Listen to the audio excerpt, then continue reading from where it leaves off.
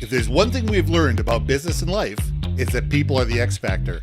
They constantly surprise us, both in amazing ways and not so much. We're Ben and Syya, and welcome to the Gnaw On This Business Bites podcast. This show is all about real life things we all deal with every day, how they relate to business, and how to make some sense out of our daily chaos. Welcome to the show.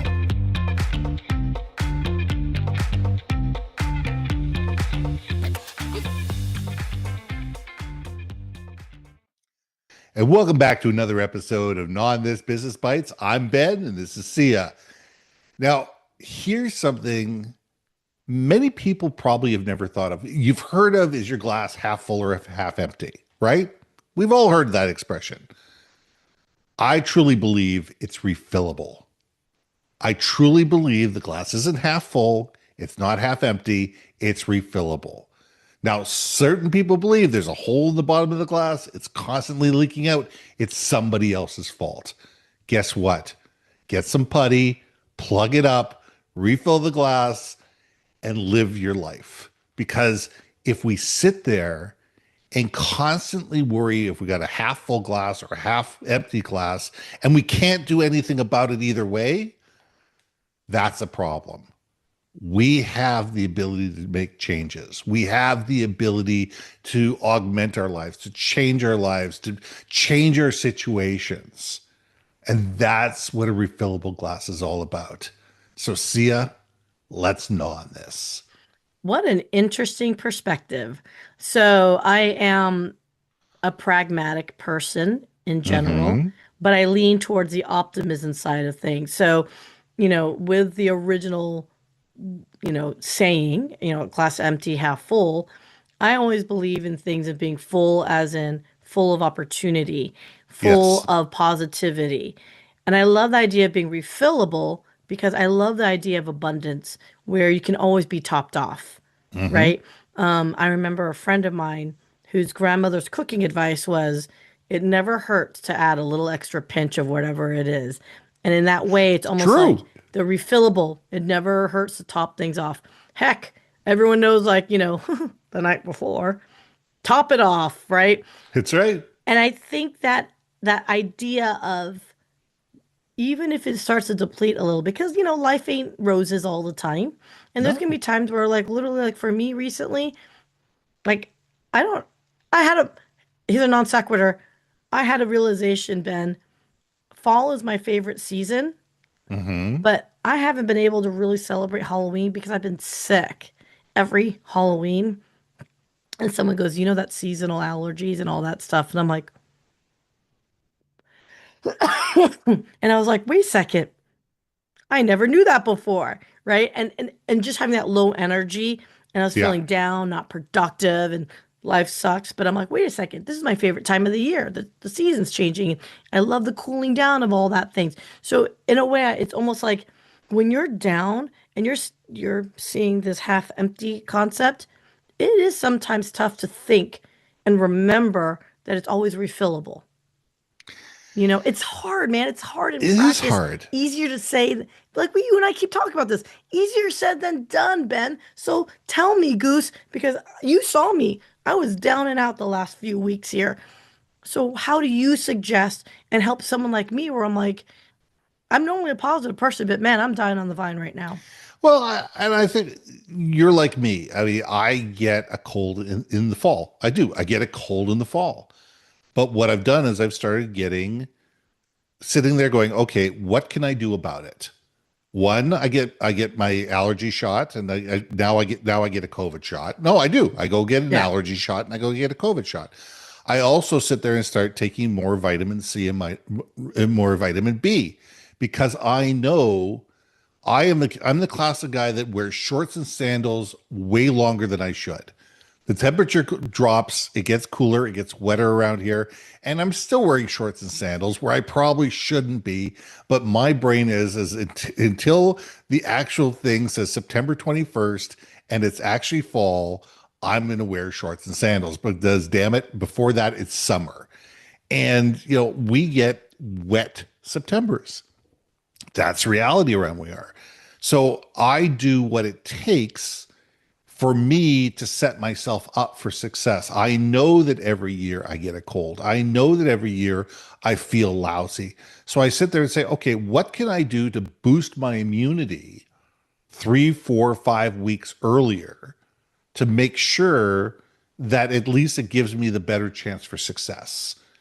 And I think we need to start looking at that and says, what do we need to do to be successful, whether it's physically, whether it's mentally, whether it's whatever, and sit there and say, okay, what else can I do to change the situation that I'm in?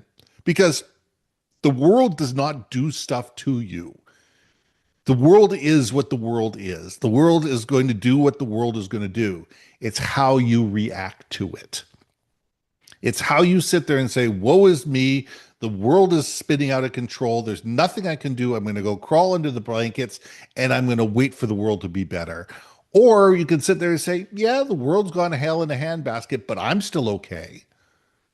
And the people around me are still okay. And I can sit there and be that positive voice in a sea of chaos and move, help move people forward around me. And those are your choices. There's lots of choices, one way or the other in terms of that dichotomy, but, to take it to different extremes, we as individuals need to control our own destiny. We need to sit there and say, okay, we know that we have a cold every year in September or October. Fine. What can I do? Go to my doctor. What can I do to mitigate this on a yearly basis? Whether it's Claritin, whether it's vitamin B shots, whether it's whatever. We know that this time of year at the office is hell on wheels because it's budget season, it's this season, it's whatever, and we know we're extremely busy. Okay, what can we do in the slow months in September, in August and July, instead of just sitting there coasting, to pre-do some work to be able to make sure that when September, October, November rolls around and we are hell on wheels, that we're less hell on wheels because we've already done a lot of the pre-work to put ourselves in place. So it's looking at things going beyond the immediate and sit there and say, okay, what's happening over the next 3, 6, 9, 12, 18, 36 months? And how can we prepare ourselves for success? And, very few people do that. Most people just live in the moment. Most people just, as the stuff hits the fan, they deal with it either positively or negatively. There's very few people that sit there and go, you know what? Sooner or later, the stuff's going to hit the fan. I know it's going to hit the fan. What can I do to put myself in a position that when it does, I'm in better position? Hmm. Hmm. Hmm. What's funny? For those that are emotionally oriented, how would you suggest people that react emotionally to things? Are there Hmm. any techniques or advisement you would offer to that? Because you know me, I mean, again, I feel like I'm getting older now, but the younger me, if something wasn't going right, I would just blow up. It'd be like earth stop shattering, Yeah. blah. Now it's kind of like I'm more subdued. I get more Hmm. meditative, if that makes sense. So how Hmm. would you suggest for those that are going through it that are more emotionally, how would you suggest they get themselves in the right place, headspace, etc.? Yeah, I mean, I think we all need to go through it a few times before we sit there and say, how's that working for you? I mean, when I was 20 years old, I knew everything. You couldn't tell me anything. I knew all the answers. I was right all the time. You know, you know, if somebody did something that I didn't like, I blew up about it. And I got angry a lot. I was, your typical angry young man. Whatever. It was what it is. Sooner or later somebody actually came up to me and said, "How's that working for you? Are you getting what you want, or are you getting people ignoring you? Are you getting people that sit there and say, you know what? We don't want to be around Ben when he's like this. So we're just going to ignore him. We're just going to put him in a corner and ignore him while he's like this, and we'll wait for the storm to blow over." Mm. Those are the people that are your allies, and those are the people that are your friends. And they're only going to put up with this for so For long. so long. I was gonna say they're allies for until they're Yeah, I not. mean, and they're not until they're not. So the more we can sit there, and a lot of this comes with age. A lot of this comes with the fact that you've been down that hole and you found your way out of it enough times. Or you figured out a way to make sure that you put enough water in the hole that you can float your way to the surface. It's a matter of looking at things and sit there and say, how do you help people through this? A lot of times it's just by listening. A lot of times it's just by listening to sit there and say, okay, and what is that doing for you? And how is this working out for you? And is there a better way we could handle this that's going to be more effective and better for you in the long run? And a lot of that comes down to coaching. Hmm. And you can't do that unless you have trust. Unless this person is willing to listen to you, understand and value you, treat you like a coach, and enable you to have those honest and open conversations, you're going to go nowhere with those conversations. So until you have a level of trust with these individuals, you can't do anything to help them. All you can do is sit there going, you know what? Yeah, I've been there. I get that. And you got to let them come to you. It's almost like that, that to use a horrible expression, that stray dog that's been beaten enough times. If you constantly go up to them, they're going to constantly feel threatened. If Hmm. you leave them be and you let them come to you, they can become your best friend. If you beat a dog, I shall beat you I beat relentlessly. people who beat dogs. I beat people who beat dogs, and then I don't care. I don't care what the extenuating circumstances are. At any Yeah, rate, we I digress. We agree. digress. We We digress. agree. Yeah, I think it's. I think it's this conversation to me is, and I really want to hear from the audience, you guys, on your perspectives on this because it's again we keep talking about these concepts, easier said than done. Every single time.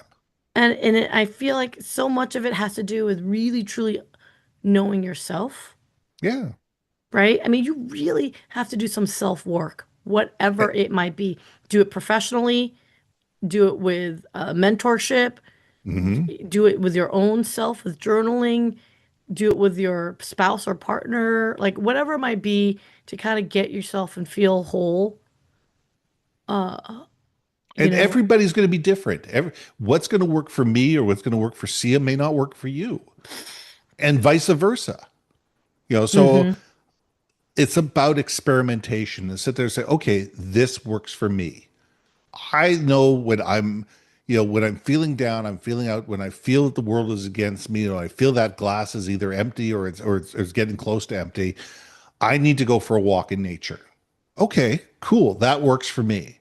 I sit there and say, I go for a walk in nature. I look out over the ocean. I realize how big the world is and how small my problems are in comparison, and my life is much better. But that works for me. It doesn't work for everybody. And guess what? In Texas, walking out to the ocean is a little tougher. Don't depress me further than I am. You know what? I totally forgot, and I wanted to add before we end this is, don't forget to ask for that help to replenish that Absolutely. cup. To literally, you see it on TV shows like like they call each other like bestie. I need help, or Hmm. I need girl time. I need shopping, whatever. It's like you may not say I need help, but you could say it in other ways where it's like, for me, again, anecdotally is C is hungry. And that's usually my friend's cue of like, okay, C needs to get out and get happy again with food and Hmm. then bounce whatever it is that's going on in this, random head. I think asking for help and knowing if you've been building your own board of advisors for yourself, you could reach out to the individuals that you know would be perfect for those situations. Right. Because as you said, not everybody's going to get you in every particular case. Some people are just going to tell you to suck it up and move on. And that might be what you need in certain situations and not exactly what you need in others. Right. And having the person that gives you the swift kick in the butt, you know what? That's a good person to have in your back pocket, but you're not going to use them in every situation. Yeah. Yeah, I agree. Again. Uh, So let's take a look at this. I believe the glass is refillable. I think that, whatever the situation is, unless it's death, nothing is terminal. I You know, love we that. we we we can recover from pretty much everything. I'm sorry, I made a mistake. We need to move forward. We need to look at this a different way. There's a lot of phrases that come out of us, but all of those sit there and say, okay, we need to reset. Yeah. And being able to sit there and say, you know what, maybe I need to take some time to reset is a powerful way of saying is I'm not happy with the way things are right now, but I know things can be better. It's the, taking it from a Sia point of view, it's the, if anybody hasn't heard this song, play it over and over again, the Jelly Roll song, I Am Not Okay. It is a phenomenal song and it tells a great story. It says, I'm not okay, I'm not all right, but I know that we're going to be all right. I am not okay, but I know we're all going to be all right. And being able to sit there and say, it may not be good at the moment, but we can always make it better. I love that. I love that. I love that. So everyone in the audience, give us a green applause, emoji if you're on LinkedIn or hit that like and subscribe button for us because, I think that right there is helping to keep our cup refilled, to keep us Exactly. going on this because, Ben, this is I think it's been such a fun pleasure, but of course we couldn't exist and be inspired if it wasn't for our audience. So Absolutely. audience that's out there. And for those like Yolanda, Raquel, Chris, Audie, like you guys are always consistently on. And if not, you guys comment and team replay. Like really appreciate you guys because I don't know. Sometimes Ben, you and I, we've been doing this for so long. There are days that like some topics tend to like get more attention than others. And either way, without the feedback from the audience, like Sure. we wouldn't be able to refill our cup of Gnaw On This. Right. So let's leave it there. Thanks for filling our cup, everybody. I'm Ben, And I'm Sia. and we'll see you soon. But hey, listen, if you get a second, subscribe, like, whatever you do, hit the button, make sure that you connect with us because we appreciate it all. Yes, please.